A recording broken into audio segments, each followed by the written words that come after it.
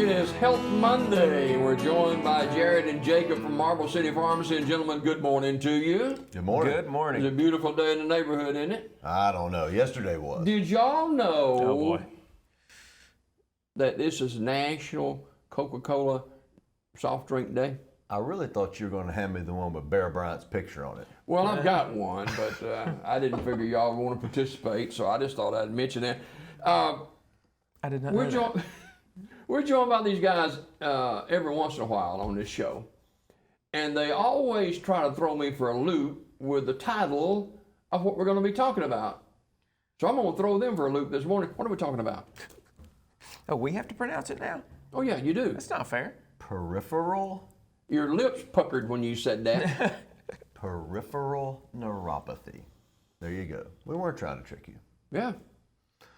Peripheral neuropathy. All right, look, let's just start with a definition, right? Peripheral just means not central. So, and we're talking about the body, this just means not your brain, not your spinal cord. Neuropathy is disease of your nerves. Really, this just means nerve pain. So this means nerve pain in the extremities, usually in the hands and the feet. We'll talk more about that in a minute, but there you go. So maybe difficult wording, peripheral neuropathy, but nothing special. It's nerve pain in the hands and the feet.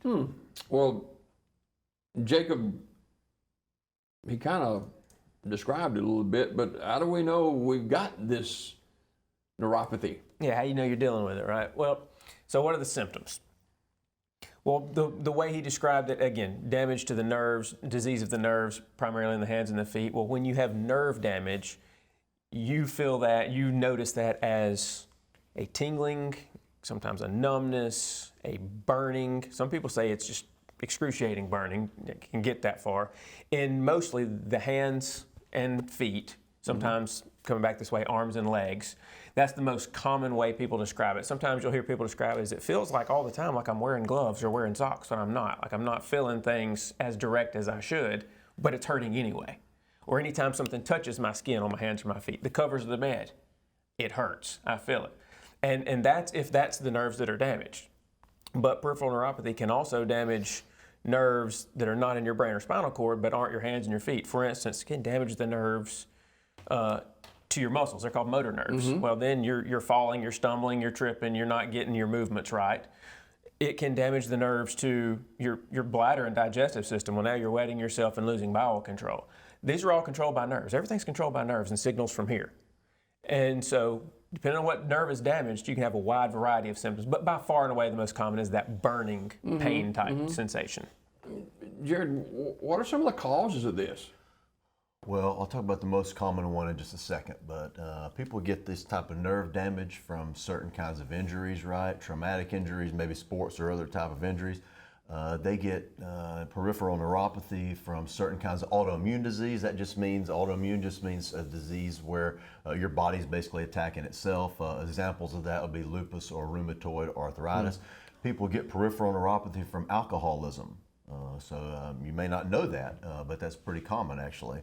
And then probably the most common thing for this audience would be diabetes. In fact, 1/2 of all diabetics are eventually going to develop peripheral neuropathy. And so in our state, in our city, we of course have a lot of diabetes. So this is something that we talk about and deal with all day, every day at the pharmacy.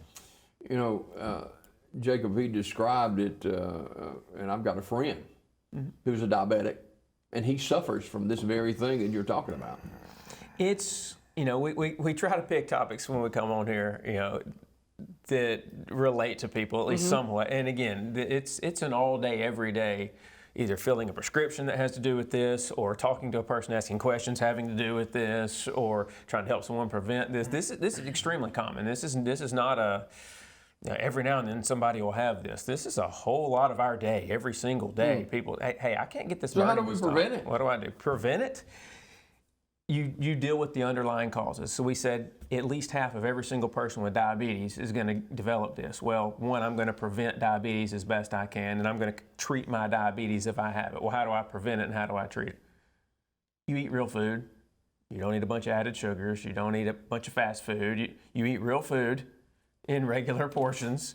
You control your sugar with your medications and be willing to take your medications. And I know that sounds crazy, but trust me, that's an issue. So you deal with the diabetes itself, or preventing the diabetes itself to prevent neuropathy. Same thing with, well, alcoholism being a major cause of it. That one's simple. Avoid being an alcoholic. Work on that.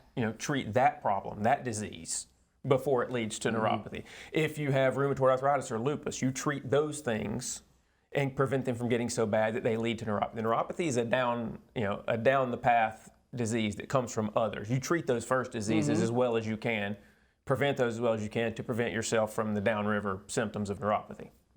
Going back to my friend who's a diabetic and suffers from neuropathy, he told me one time that he stepped on a nail and didn't even know it. Yeah, one of the things, we didn't really work this in, but I'm glad you said that, because as far as the complications go, when you get to the point of having this type of numbness, right, you set yourself up for injuries like that. If you've ever seen diabetic shoes have incredibly thick soles for this very reason. If you have numbness in your feet and you can't feel what you step on, he's not the first person to step on a nail and not know it. This happens from time to time. You set yourself up at risk for burns, right? Again, an infection. Again, if you can't feel what's going on in your feet, for example, then you set yourself up for all kinds of damage. And so, yeah, there's no doubt. That's a big worry. So this is not on our notes either, but is this young, old, male, female, race, anything, all of that? It's okay. It's none of that and all of that. It's none of that in that none of those things cause neuropathy or lead to neuropathy. It's all of that in, type 2 diabetes. It mostly takes, a handful of years to build up and a handful of more years to get really bad and cause these type problems. So age does lead to it, not because you're getting older, simply because these underlying conditions you've had more time with, you've had more years with. So that's a factor. But outside of that, no, it doesn't discriminate. One thing we didn't talk about that's a pretty common cause we deal with that can happen to anybody at any time is you get cancer and go through chemotherapy. Chemo doesn't just kill your cancer cells. Chemo damages a lot of things, right? So we have a lot of people come in, mid-30s. Hey, I've had some form of cancer, a lady with breast cancer or whatever, went through chemo. And now everything burns. My feet and hands, they burn all the time. What can I do about that? Well, we'll get to that in a minute, how to treat it. But so it doesn't really discriminate, to be honest with you. This isn't one where we pick on one group of people or not. Yeah. It doesn't really discriminate, no. Yeah. So how do we treat it? Well, first of all, you might think if part of this is pain, right, then we're going to need to treat this with pain medicine. And sure, some of your over-the-counter pain medicines like your anti-inflammatories, sometimes people even end up on pretty serious narcotic type medicine, although that's not what we prefer for this type of treatment. You also have, as far as pain medicines go, topical medications. There's capsaicin, which you can buy over the counter without a prescription, and lidocaine, which you can actually buy in some strengths over the counter without a prescription. There's cream and patch and other forms of lidocaine. So those things can be effective. But far and away, our most common treatments for neuropathy are medications that are prescriptions that were developed for something else. The two most common medicines are gabapentin, which is the brand name Neurontin, and pregabalin, which is the brand name Lyrica. Those medicines were developed originally for seizures, right? Lyrica maybe more so for neuropathy, but they found that they were more helpful. Honestly, they're used way more for neuropathy than they are for seizures. There's another type of medication that's used quite often for neuropathy, which is Cymbalta. That's a brand name, generic name duloxetine. You guys may be on that for a different reason, because that medicine was originally developed as a depression and anxiety type medication. And so what we have for the most part is medication developed for one thing we found that are helpful for a neuropathy. So there's a number of daily prescription medicines meant to prevent this type of pain. And then when those things don't work, there are other medications available to stop the pain once it exists. Sometimes we can just stumble on something. You got a medication for one thing and actually helps with another. No doubt.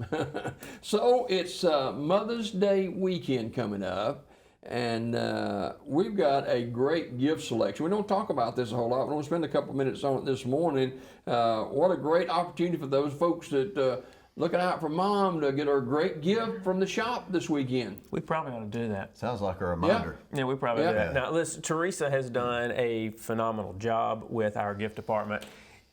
If you were to ask me what all's out there, I couldn't tell you. But that's why we turn it over to her, and she's done a great job. You come in there, you will find something for Mom. Hands down, I have no doubts about that, regardless of what Mom's tastes are. Teresa will have something on that floor that's good for Mom, and you got to get that this week. But don't forget, we have something coming up late into this Yep. month, our 20th anniversary. So we're not going to tease them or anything. You're just going to Throw it out there. Yeah, We've okay. been there. There's no I mean, I thought you were going to set us up with a You know, fastball right down the middle. was, but I you jumped the gun. I'm know. sorry about that, Jimmy. Do you want to do it? No, that's okay. That's You called good? a premature Okay. announcement. Yeah, sorry about that. Our 20th anniversary is at the end of this month. Our primary celebration day will be May the 26th. That is a Friday. But starting that Monday, May the 22nd, we'll have sales in the gift department all week. Teresa's going to have some special stuff in there. Come in. Anybody that makes a purchase in the gift department that week will be entered into a drawing. And so on Friday, we're going to draw for some prizes. Now, we'll tease that. We won't tell what those are. Yeah. But yes, we're going to have some prizes that we're going to draw for on Friday for anybody that makes purchases in the gift department throughout the week. And she'll have sales throughout the week in the gift department. So, how long have you been a pharmacist? Let's see, 2000. You're 22 years at this point. 22 years. 19. Wow. This is our. By the way, the grand prize is a photo shoot with Jacob. Yes, So I just want you to know this will be something you can show to your grandkids. He might even autograph autograph the photo. I know that'll That's an get extra you, fee. I know that'll get you in. Right. In all seriousness, some of you guys watching this have been with us all 20 years since our dad and James started the pharmacy. This would have been 2003, and we can't thank you enough. We're here because of you guys. And actually, there are a lot of people who have been with us for the entire 20 years. Yeah, a whole lot of people. And of course, we're thankful for those of you who've been with us for 6 months. That's great too. But this is a celebration of what you guys have helped us do. This city and our friends and cities surrounding. People come from other counties to get their medicine from us, and we're thankful for all of you, for sure. Yeah. Before we go, I was by Saturday to get my medication. You guys close at 12:30, I think, or so. Yes, sir. On Saturday, and I said, well, I'll just slip through the drive-through. I'm telling you, the drive-through backed up the fare the well, so I just fixed that. I just came on in the store, just busted right on in there. Who would have known? You cracked the code, Jimmy Dale. If the drive-thru's way backed up, the inside's Oh, probably yeah, not. Just come Who on would in. have known? Yeah. Hey, thank you guys for coming this morning. Thank you. Appreciate Certainly it so welcome. very much. Jared and Jacob from Marble City Pharmacy, our guests. So let's check.